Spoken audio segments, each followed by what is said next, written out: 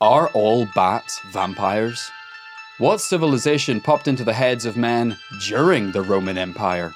Answers to these questions and more on this episode of This Paranormal Life! Hello! Hey! And welcome back to This Paranormal Life, the weekly comedy podcast where every Tuesday we get into a different paranormal case, a tale of a beast or a UFO or a cryptid or a ghost, and by the end of that episode decide, in our professional opinion, whether we think it's truly paranormal or not. As always, you're being joined by me, professional paranormal investigator Kit Greer-Mulvena, and this guy sitting across from me, my co-host Rory Powers. How you doing today, Rory? Doing great. A lot of interesting questions right at the start of the podcast here.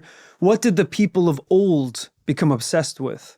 We don't know. What was on their mind in between hunting and gathering? Yeah, like what did middle-aged men get into before kind of vintage cars and golfing? Yeah, I don't know. Picking up shiny rocks? Yeah. They're like, hey, come over to the cave tonight. I'll show you my shiny rock collection. Yeah. Some of these motherfuckers will blind you. It's like tiny suns.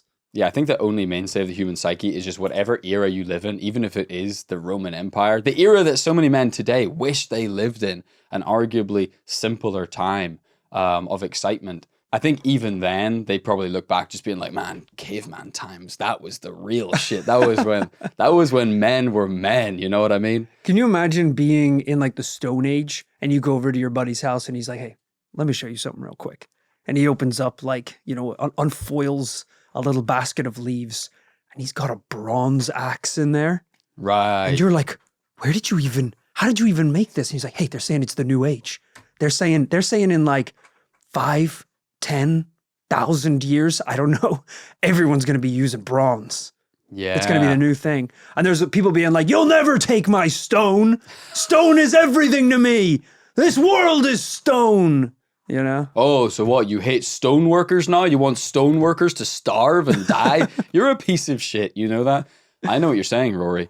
In the modern age, that's Bitcoin. I don't think so. In 5,000 to 7,000 years, people look back and say this was the Bitcoin age. and just simpletons like me or you that actually you probably do hold some Bitcoin. I don't hold any Bitcoin. They'll be like, these poor bastards were mentally living in the Stone Age. They couldn't get with the times. I think a better historical comparison would be that Bitcoin is the meteorite that killed the dinosaurs. I think that's probably a little closer to what that is going to mean for society. Yeah, it was a kind of digital Mount Vesuvius. It just kind of froze humanity in its tracks, destroying it instantly. Hey, well, you know what's kind of cool? We've come a long way as monkeys. You know, it's been a long journey here. And despite all of our differences, all of those technological advances, we still love berries. Not having sex with them. No, just berries. Delicious, delicious berries. Yeah. You know, you can't beat them. I had a raspberry the other day, blew my mind. Yeah, and as an adult... Tastes just like that raspberry candy I eat. It's crazy. Yeah, and in so many ways, we really haven't moved on from being monkeys. I love bananas. I love bananas. They're not wrong about those. You ever seen that video of a monkey smoking a cigarette in a zoo? No, that sounds They really love sad. nicotine just as much as Gen Z do. They don't have access to Zyn yet, but they love smoking. Rory, obviously, we're not here to talk about monkeys smoking or indeed orangutan smoking. We're here to talk about the paranormal. And that's what we're going to get into, a brand new paranormal case for you today. I'd say let's just get into it. Reminder to the listeners, if you're watching on YouTube, hello mum, you can watch us full video on Spotify and YouTube. Head over to patreon.com/This Paranormal Life to get hundreds of exclusive episodes available nowhere else in exchange for a few bucks for supporting the show. Check it out. Rory, today's case begins at 4 a.m. on a foggy forest track in Georgia, USA. Whoa, okay. It's 1976, and Edward Tenny and a fellow park ranger stroll along the remote Glen Kelly Road in Chickamauga National Park. It sure is peaceful out here, ain't it? We don't have a record of Edward's companion's name, so we're calling him Bill. Bill! Bill, it is. Sure is, Ed. Just the stillness, the trees, the old forest trails. Yep, I'd take this life over an office job any day. No paperwork, no uncomfortable office chairs, no malevolent spirits in sight. Wait, what was that last one? Yep, this is the life for me. What's that up in the trees? Just ahead, Edward spotted a strange glow. 2 green eyes pierced through the fog. Then, a figure gradually moved into the trail and came towards them. Heavens to Betsy! What in the world is that? Let's get out of here, Ed! Just a second. It's coming towards us. The figure slowly approached along the trail, and Edward stood frozen with curiosity. In an official account later, he wrote, The eyes. I'll never forget those eyes. They were glaring, almost greenish-orange in color, flashing like some kind of wild animal. The teeth were long and pointed like fangs. I didn't know whether to run or scream or what. The headlights of an approaching car came blazing through the fog, and the thing disappeared right in front of me. Rory, that is right. Hot off the trail of our Appalachian episode just a few weeks back, we're dropping right back into this region to look at a specific spooky case. A case that definitely wasn't missed during my research for that episode. No. Instead, I for sure knew about it and simply withheld it because I knew it would be the most terrifying story yet. Right, it deserves its own case. Exactly. That's why we're heading back.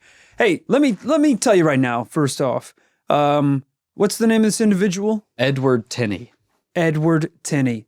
Guy stood his ground. I respect that. Yeah. You know, I've been a paranormal investigator for a long time, but hey, you've worked with me out in the field. I'm the first one out of the house. Yeah. As soon as a door moves by itself or I hear a creak of the floorboards, I run out the front and lock it from the outside, offering up the rest of the team as a sacrifice. Yeah. They call him Usain Bolt of the paranormal world, and it's not for his love of McDonald's chicken nuggets, okay? It is because he is the fastest thing on 2 legs out of that house. Yeah, it's true. You know, it's easy to sit here and talk a big game, to talk about what we should do and shouldn't do. It's a different thing when you're staring down the barrel of a grizzly. Yeah. Every time Kit and I investigate a paranormal location, I offer to be the getaway driver. They don't realize I'm the only driver that gets away. That's my job. That's what that means. That's what it means to me. I drop them off and go. That's it. Yeah. So I respect anyone who sees glowing eyes in a bush and doesn't run the other way. Yes, it turns out that Rory Powers isn't the only scary creature to come out of Georgia. Edward's testimony is one of the best known encounters of old green eyes. Ugh. Maybe it wasn't clear in my accent. That's not so much a physically old green eyes. It's more of a old green eyes. Oh, right. O-L apostrophe green eyes. I see. Okay. And as we'll discover, Edward Tenny was in no way the first to encounter old green eyes. Sightings of a similar creature had been reported for many years. So what kind of phenomena are we dealing with? I always love it when a cryptid is named after just one defining characteristic. Like Spring-Heeled Jack, Old Green Eyes. Me, Rory 6-pack. Yeah. Rory... I've never heard that one. Rory 7-inch. You know, just like these nicknames that are based off of just very defining characteristics. So what was that last one? Rory 7-inch? Yeah. I don't think we need to go into the details, That's but just like your Subway order or something? What's that about? Yeah, that's exactly what it's for. I know what you... Can we get an extra... I'm a little hungrier than the 6-inch. Yeah. Can I just get an inch off the other half of the 6? Yeah. 7-inch Subway tuna melt for the guy with the 2-inch dick? Yeah, right here. For Mr. 2-inch? Yeah, you know, whenever they write down those characteristics about people, you know, it's like, oh yeah, a blue jacket. Yeah. They're like, yeah, 2-incher. It is tough for men, isn't it? Like going through life, constantly being reassured that size doesn't matter. And then Subway comes along. Right. And everyone universally agrees that 6 inches is not enough. Everyone's like, I mean, it's fine, but you're not really satisfied, you know? You know, Subway can try to convince us with the meal deals, though. It's not about the size, it's about what you do with it, what's in the sandwich. Yeah. Sometimes, though, you just need the whole hog. All right, let's go. Now, testimonies come from a range of staff and visitors to Chickamauga Park. Like Edward Tenny's description, the reports typically described old green eyes as being human-like, with eerie green eyes and a huge deformed jaw from which terrifying fangs protrude. Oh, I don't like the description of this thing. Let's not beat around the bush. Let's hear another sighting. Reddit user ActiveEducator8846 posted that wandering around the same forest park with friends at 1:30 a.m. on Halloween Eve, good lord, they described coming across old green eyes in a clearing. Quote, there in the middle of the pasture was a translucent figure of a man. You could see the tree line on the other side right through this thing. The eyes are why he's called green eyes, because that's exactly what they were. All right, yes. No, I do understand. I think maybe going forward we can focus on that. He's a ghost? Mate, pupils were bright green. Like if you look at dog eyes from a certain perspective, they have this eerie green / see-through look. Kind of lost me. Talk about the ghost shit! They're like, his eyes were so weird that they looked like the eyes of animals we know exist. You don't understand. This thing is like staring into the eyes of Cillian Murphy himself. You Another get lost. A man, a human. You get lost. Something happens, okay? It's translucent, brother. It doesn't exist in our world. Maybe. So that all the more reason to look, hey, my eyes are up here, pal. Because there's all to look at below the waist.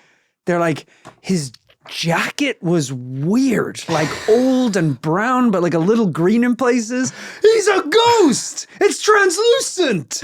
He was wearing a model of Fitbit I've not seen before. If that and makes I could see sense. on the display 13,000 steps, but that seemed improbable. It was only 8 a.m, so unless you've been walking all night.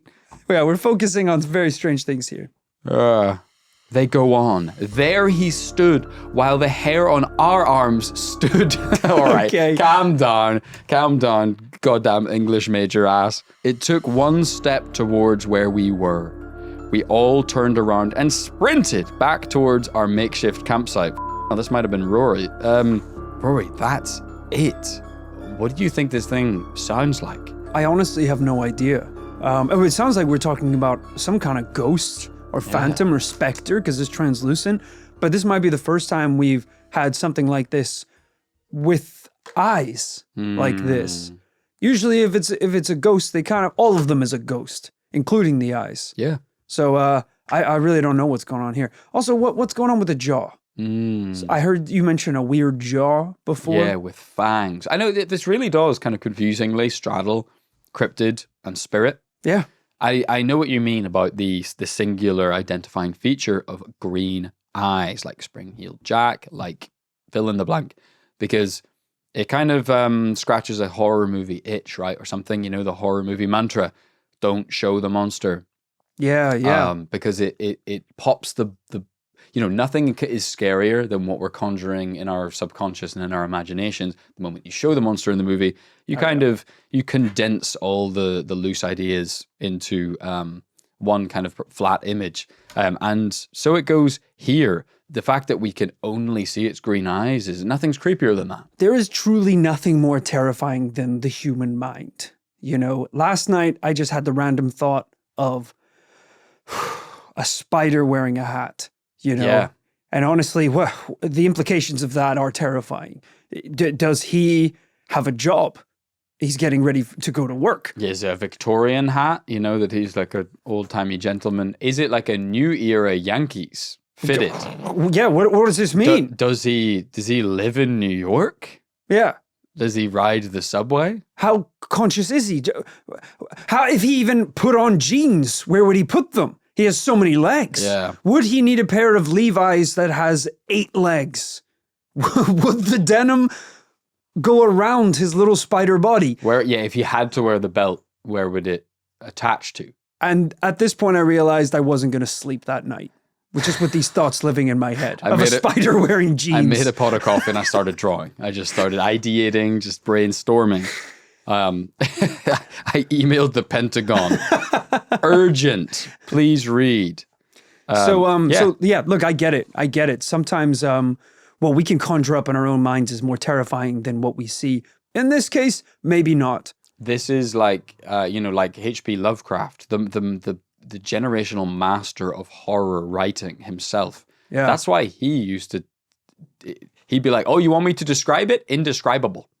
Yeah. Indescribable. Beyond imaginable. Yes. The horrors beyond comprehension. So don't even attempt to comprehend it. Yeah. That is lazy writing. And yet it worked because because we're like, oh, you can't even think about it. That is scary. Yeah, I think it's famously Cthulhu. They're like, it is beyond human imagination. It transcends the horrors of our world. And then I think someone drew him and we're like, it's an octopus. It's a really big... It's a big guy. It's a really big octopus head kind of thing. Sure. Yeah. Like a dude with an octopus head, yeah. Yeah. Like, I could think of that. I thought of a spider in jeans, Mr. Lovecraft. Lovecraft would have been a great, like, startup CEO, just great at the pitch. Yeah. You know? He's like, I don't know, let the nerds do it. Yeah. Let the nerds draw the cover. It's like, so what's your idea, Mr. HP? And he's like, our app is going to change the world beyond comprehension. They're like, mother of God. What's the app? What's the app for, Mr. Lovecraft? It's, and stay with me here, a marketplace for hats for spiders. Oh, no! Do you see any other verticals within this industry, sir? We're looking at jeans next. We're looking at jeans. We think it's a huge market. Do you see any other verticals in this industry? Well, I think our clientele are going to go up the water spout, possibly back down when along comes the rain. Yeah.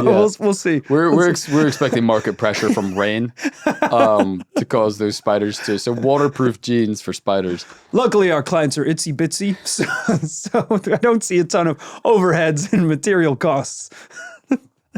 But Rory, what is this thing? Is it a creature like people are describing, or is it more like a spirit or a ghost? But maybe an even better question would be, why the is it in Chickamauga Forest? Yes, great questions. Why is Old Green Eyes specifically attached to this one location? The answer to that question may lie 160 years ago. God damn. September 20th, 1863. After a day and a half of brutal fighting, General George H. Thomas rallies the scattered U.S. Army units around Chickamauga Creek and forms a defensive line on Snodgrass Hill. With valor, men! Defend this line in the name of freedom! In the name of the Union Army! Whilst George H. Thomas's brave defense of the position was a success in many ways, earning him the nickname the Rock of Chickamauga, ultimately it only served to slow the advancing Confederates. By nightfall, this had become one of the Union forces' biggest defeats of the entire Civil War. Yikes. The Battle of Chickamauga would be the second bloodiest battle of the entire conflict, combined casualties numbering 34,000 people. Whoa, okay. Because I learned a little bit of American history growing up because my dad taught it to me. But obviously, American history really isn't something you learn when you're not in America. Sure. It's, we learned Irish history growing up and, about like the famine and the Troubles and all that sort of thing. So my understanding of the severity of the Civil War is very limited to the point where you could have said this was the bloodiest battle and 34 people died. Yeah. And I wouldn't have questioned that. I really don't know the scale of this thing. So 34,000 that's a lot. Yeah. I think there were like 50,000 people in America at the time. Yeah, there wasn't a ton. Yeah, well, compared to now, surely. I mean, a couple of weeks ago, we talked about the Great Fire of London, and they were like, all of London burned down, all 2,500 homes. It's like, what? Yeah. There's like 9 million people now. Yeah. That's crazy. But of course, we're not really talking about the Civil War, the battle itself. It's the accounts that circulated in the camps and field hospitals by the troops in the wake of that battle that is our focus. In all my years, I've never known a scene like that in battle. We're truly lucky to have escaped with our lives. It was a vision of hell out there. The smoke, the fire, the blood running through the forest. And the green eyes. Huh? And the what? I saw something else out there, stalking amongst the bodies. Something unnatural, something evil, and I ain't the only one. What you mean, green eyes? Haven't you heard the rumors? Some say it was the specter of a dead soldier, now forever condemned to walk the battlefield. Others say it's something older, a demon lured to Snodgrass Hill by the blood, the death, and the destruction. You know the old Cherokee for Chickamauga means river of death? We weren't alone out there today. Rory, it's in this chaos of the Civil War battlefield. It appears to be where the legend of Old Green Eyes started. All right. Hey, nothing we haven't seen before. We've talked about ghosts and phantoms appearing during the world wars and various battles and important moments in humanity's history. So, Confederate ghosts, that is a very popular subsection of the paranormal world. Granted, it's mostly people seeing the ghosts of soldiers many years after the war.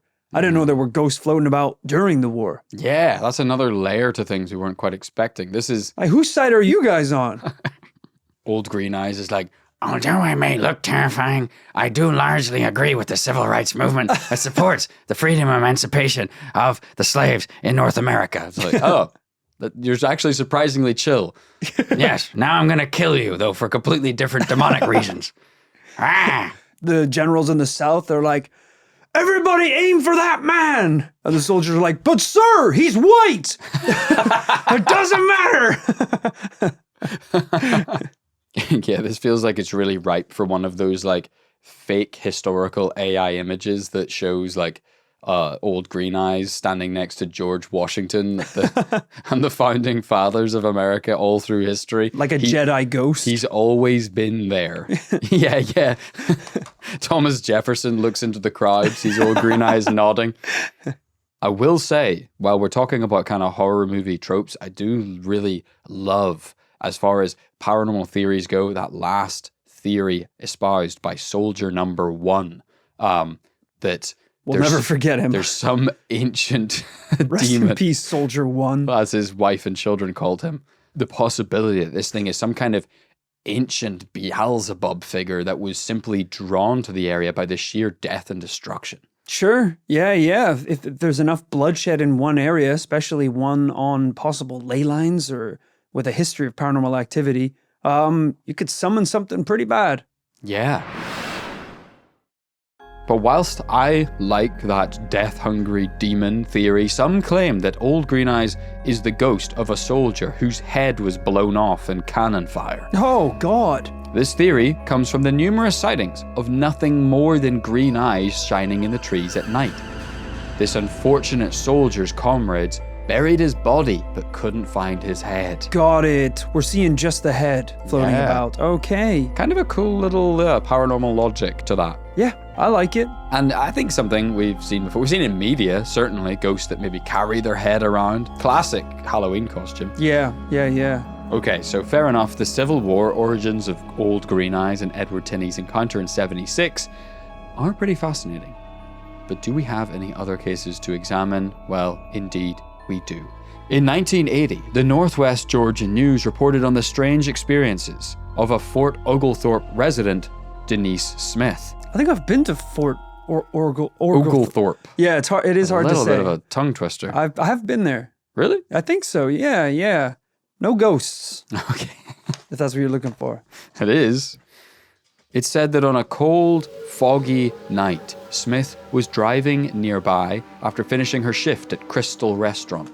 She said, quote, "It was raining and foggy, so I was going real slow. I saw something big in the road about eye level, and all I could see were I bet it these was. big green eyes. You guessed it. It was so foggy I couldn't see a body. Then I got closer and closer and it just disappeared." Ooh, that's a spooky one. I don't like that. Pretty kind of classic boilerplate Scooby-Doo style sighting there. As the news reported, she always thought the tale of the ghostly green-eyed beast was a myth and would never have believed it in a million years. But now she says she won't step foot in the park after nightfall. Okay. And in fact, the same news outlet also tells the story of Laura Gilstrap. A decade later in 1990, is this thing popping up every 10 years? I don't know. Let's get into it. When Laura, another Fort Oglethorpe resident, was 16, she and a group of friends were enjoying a hayride through the battlefield. Taking a break at dusk, they spotted something unusual in the field nearby.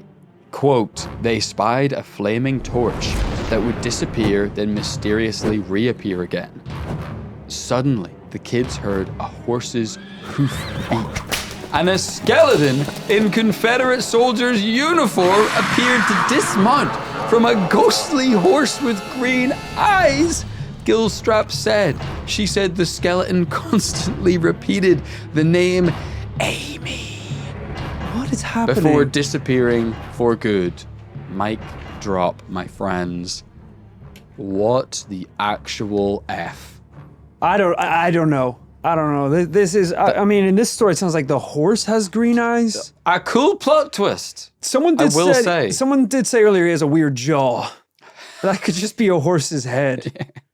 I don't know. I just don't know at this point. That is kind of two ends of the spectrum of ghost experience. One is kind of, low key, kind of believable in its banality. Yeah. Just you swear you see something in the distance, a set of eyes. You're squinting, getting closer and closer.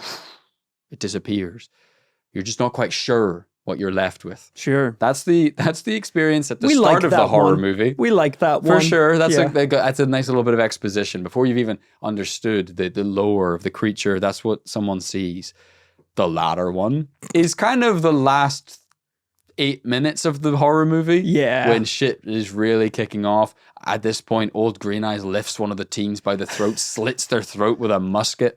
Right. At this point in the movie, it's daytime. Yeah. They survive to the morning. Like, he can just see him. Yeah, at this point, they're trying to now find a set of crystals to recite the curse that will banish him back to the netherworld. Hey, we talk about it all the time. There's a sweet spot in paranormal encounters. Yeah. Of believability before it goes too far and swings the other way around. Someone saying they saw an object in the night sky and it was glowing lights and then it disappeared without a sound. Amazing. Then some people say the objects get a little closer. They saw it land. Ooh, okay. Well, then we're going to need some more evidence because where did it land? How did it affect the earth? Then you get the people who say his name was Jermichael. Similar to Jamar and Michael. And Jumanji. And he was Jermichael. I don't know if that was a common Civil War era name in Georgia. Jermichael. Jermichael.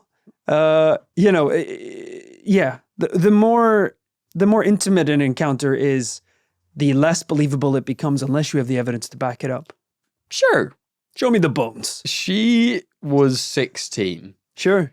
In the UK, the latest news is that we've actually, I believe, it's one of the only good things the current Labour government has done ever, is they're looking at, they're going to reduce the voting age to 16. Yeah. Which sparked a lot of conversation because a lot of countries talk about doing it. There's only a few countries in the world where you can vote at 16 in a general election. But it always sparks the same questions. At what age are you responsible enough to vote on the future of your nation? Right. And generally, conservatives want to keep that age higher because demographically, people with conservative values are usually older versus people who have leftist values usually want that age to be younger because young people are often more leftist. Sure. And I think it's cool that like it feels like sense has prevailed. Like I think this is good for UK politics, which is insane. That maybe this will be a positive thing, letting young people finally have a voice on the future of the nation. This is the problem, though. This is the problem. 16-year-olds lie. Sure. 16-year-olds, their brains are not fully formed. Everyone lies in their defense. It is not exclusive to age.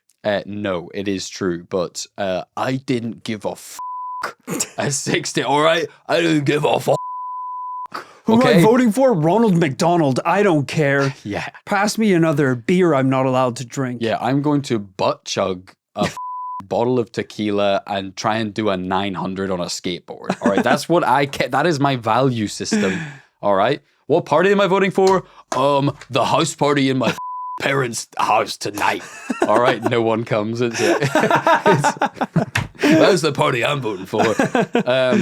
I think it's a good thing. I think it's a good thing they can vote. But it's funny, isn't it? It like really challenges. It's like I can say I think it's a great thing. Young people should be able to vote. At the exact same time, when someone says we have a great kind of paranormal witness testimony from, at the same time when someone says they have a great ghost sighting from a group of 16-year-olds drinking in a field, I'm like, all right, I think we're done here. Hey, I think we can move on. Listen, at what age is someone able to be responsible for the future of their country? I'm going to say it should be younger than 16. Okay. For example, 9. Let's just, hey, if you can build shit in Roblox, you can build weapons Yes. for war. You could do it. You should be able to have a say in what happens in this country. All right. When I was 7 years old, I was put in prison for 3 years for treason. All right? So I know a little bit about being responsible. What did you do? I tried to build a bomb in The Sims. And it turns out the government monitor the weird shit that you do in those games, all right? So they decided I was a threat to the nation. I built a giant statue of Tony Blair and I burned it down in The Sims in a kitchen fire. And I got reported. To a terrorism unit. So yeah, I served my nation. Sure, I should say I served a nation, not mine, obviously. So, I mean, we're kind of getting into theories for where this thing has come from. In an absence of solid paranormal proof, which we often see with anything that resembles a spirit, we kind of are left to just wonder about the thing. Edward Tenny, who was our first witness at the very beginning of the podcast, he did go on to comment very publicly about old green eyes in the press. His opinion was that the war itself, the Civil War, had a kind of paranormal magnetism. He said, quote, "Wherever he's been, whether it's a Civil War battlefield or in Europe, where he fought in World War II, there are incidents and sightings that cannot be explained by human logic." Yeah, exactly what you said, Rory. We've seen it time and time again. Unfortunately, sometimes those tales are like the gremlins in World War II. Yeah. Which, is really hard to take seriously.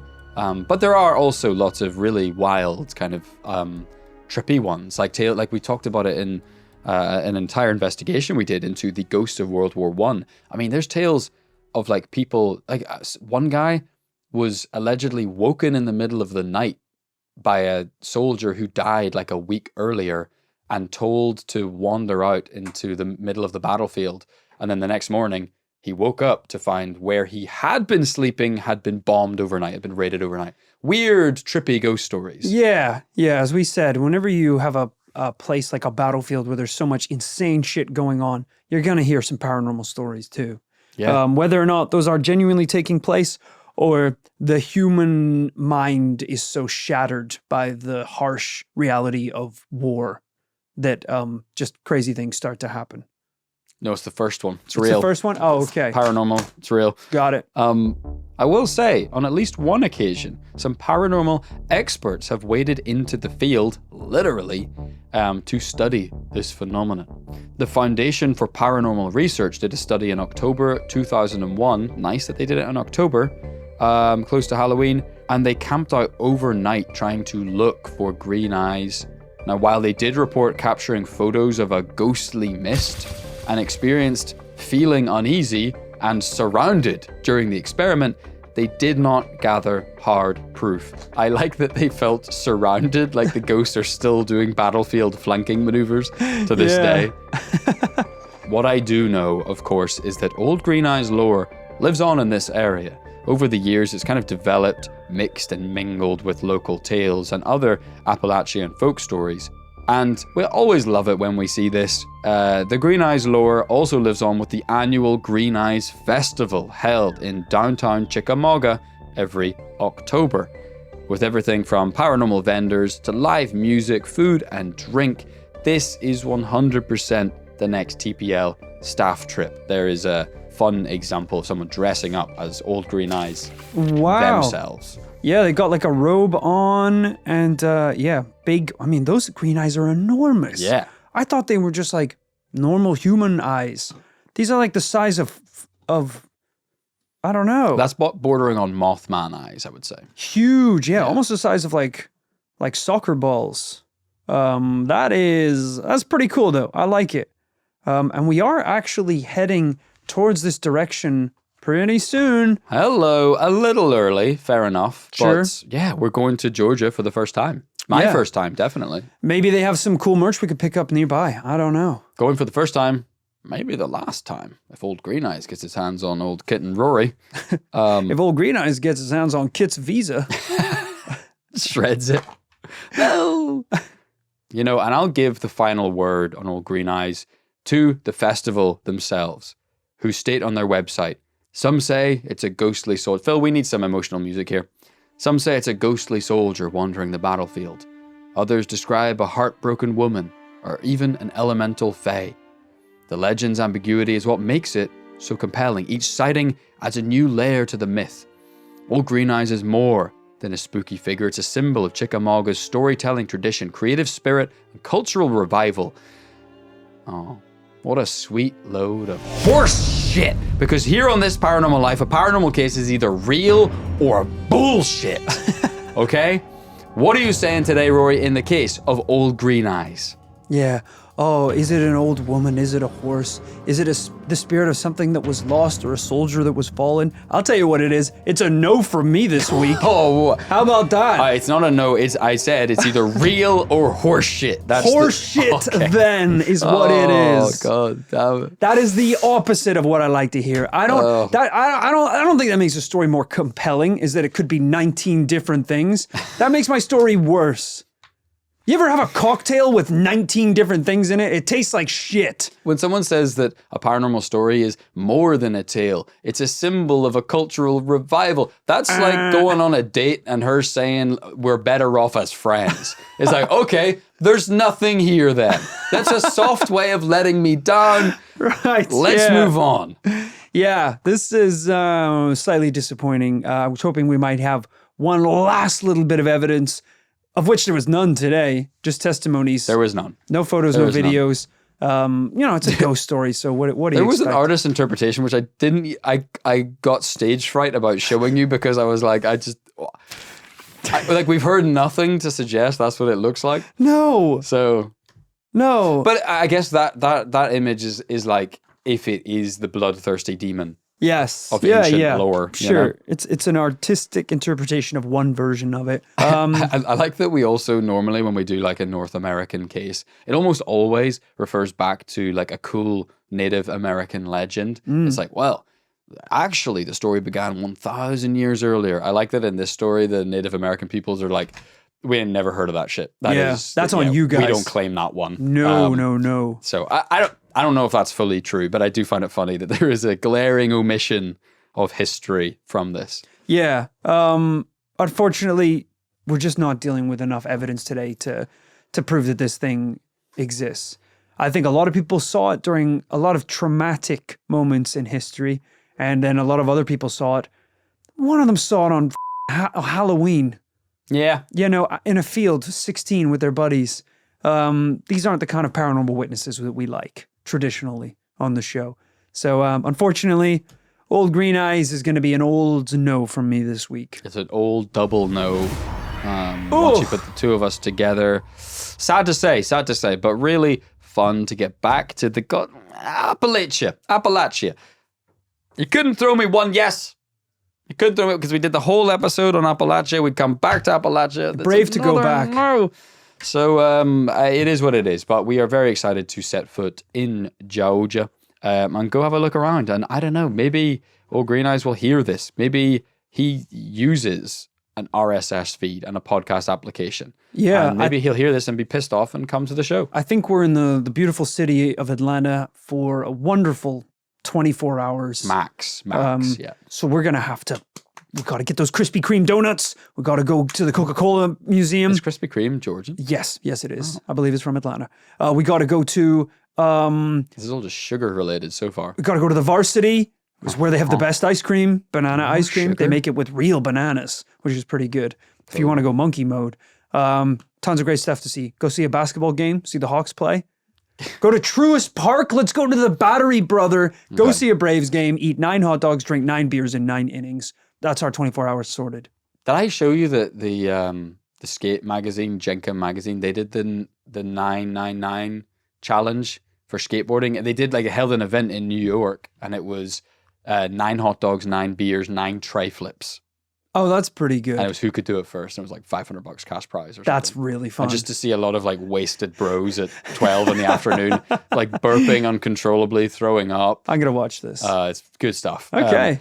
Can't wait to see that in Atlanta. And actually, at the time that this comes out, Rory, we're recording this before we go on tour, but actually this comes out halfway through tour. So we're probably we might even be in Atlanta as we speak, as people are hearing this. That's crazy. That is really nuts crazy to think.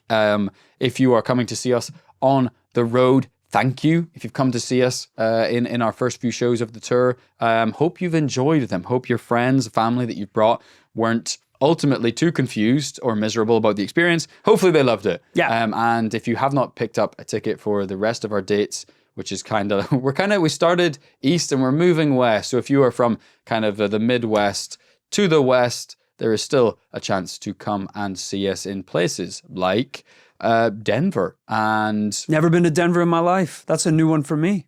Very exciting. and San Francisco and Los Angeles. Tickets are on thisparanormallife.com/tour. Links are in the description of this show as well as our bios on social media. Just a reminder as an incentive to pick up your tickets. You know, half of the people who have already seen the shows will know this already, but yes, a reminder, Kit is telling his virginity story as part of the live performance. So if you want to figure out how it happened 4 years ago, you're going to want to head over and pick up your tickets to this Paranormal Life Live. I would disagree with that. I'm waiting to see how the final ticket sale numbers are in the run up to the tour before I agree to that. So I might do it. It's sad. And also at this point, UK tour has been announced. So all our UK and Irish dates are also on there. So if you are in the British Isles, if you're in Ireland, go check that out. We're coming to Glasgow, Manchester, London, Dublin for the first time ever. Whoa. What a cool little homecoming that will be. Yeah. Tickets are on there. So excited for those. Those dates are at the end of October for a little Halloween spooky session. Hell yeah. I hope you have enjoyed this investigation. Nonetheless, even though it did result in a double no, hope you've enjoyed this. I might have to cool it on Georgia for a while. Leave these mountains. Yeah. For sure. Go anywhere Let's try else. a new mountain range. You could just do Mount anything. Everest. I've done that. I've actually done that this year. We've done a lot of mountains. Yeah, a lot of mountains. What's that about? Do the ocean. Let's do Flip under it. the sea. Yes, Yeah. absolutely. A Jamaican crab. Hello. What's that about? Yeah, lots to look into. We said at the beginning, patreon.com/this paranormal life is the place to get all our bonus content, hundreds and hundreds of episodes over there for your listening pleasure, as well as other cool rewards for as little as $5 a month or your local currency. The website's the cheapest place to get it on patreon.com/this paranormal life. We also give a shout out to our patrons at the end of an episode. That's true. Will we round out with a couple? Yeah, absolutely. Let's do it. I'm going to be mean today, I decided. So sorry if you were one of the people who are getting their shout out today. Kit bringing a double no to the table has put me in a foul mood. All right. Wow. People about to so- just catch a stray. Yeah. Apologies. It's nothing personal. Sometimes I just get like this. Kit knows. He's been on tour with me for 2 weeks. I assume I've hit him at this point. So, yeah, let's do it. So special thank you to David Duranzo. You, David. All right, that is so inappropriate. You so little weasel. small-minded. You think coming here and giving us a couple coins is going to make up for the stuff that you've done to me Quite in a the lot, past? actually. He's on a pretty high tier as well. David was the man who reported me for building an explosive device in The Sims. All right? You deserved it. I didn't deserve it. I'll be honest. I'm on David's side in all of this. Why? Because I wanted to see what happens to Sims in the afterlife? You committed domestic terrorism. In a little digital world. It's fine. You can do it there. Stops you from doing it in the real one. Yeah. You wanted to do it in the real one as well? David, I'm kidding, of course. Thank you for your support. Hopefully we're seeing you at one of our live shows, either in the US or the UK. Maybe. Hopefully, fingers crossed. We actually have all of your information here. We swiped it from your IP address whenever you signed up to Patreon, so we can find out now. Where does David live? I don't know that. I would like a house number. I would like to get real specific. Let's move on, David. I'm gonna build his house in The Sims. And only a couple today. Thank you, lastly but not leastly, today to Nikki Lee. Nikki Lee, go yourself. All right. Nikki, I told Great. you I was in a bad Let's just mood, and wrap you it up. still decided to support us on Patreon. This one's on you, Nikki. They did it a while ago, probably, and now they're only hearing about it now. Well, if you got something nice to say, you want to do one of our little jokes? Yeah. Oh, Nikki, you're so fine. You're so fine. I'll blow your house up on The Sims. How about that, Nikki? How about that? At least he said you're fine. That's good. You're fine. That's You're it. right. You're fine, as in it's just acceptable. Who sang that song? Oh, Nikki. Oh, Nikki, what a pity you don't understand. You know remember that song? Jesus. Yeah. Hey, I don't know. Nikki? Well, it's Mickey. You know that, right? What? Yeah. You just blew the sim in my You know mind. who sang that? Minnie. That's who sang that. You know who thinks Mickey's fine? Minnie. Hey, it is Hey Mickey, isn't it? Yes. Hey Mickey's song. You Sorry. thought it was Nikki? Sorry, Nikki. You I don't. idiot. All right. You moron. All Nikki is laughing at you Well, so from Nikki. behind their keyboard. I thought Nikki was fine. So you're telling me it's Mickey this is is fine. ridiculous. So sorry about that. Apologies. I had you confused for a person who reported me to the police for detonating houses in The Sims. So I guess you're cool. Thank you, Nikki, and thank you to everyone supporting us this week. We are going to be back with more shoutouts next week, along with, hopefully, a case that will bring us a double yes. We might have a chance at that because Rory's hosting, not me. And I got a banger for you next week. Let me tell you, I already know what it is. It's written and everything. It's ready to Hopefully go. you do know what it is because we've already recorded it. So thank you for listening. We'll be back next week. See you on the road and see you back here for another Paranormal Tale. Bye-bye.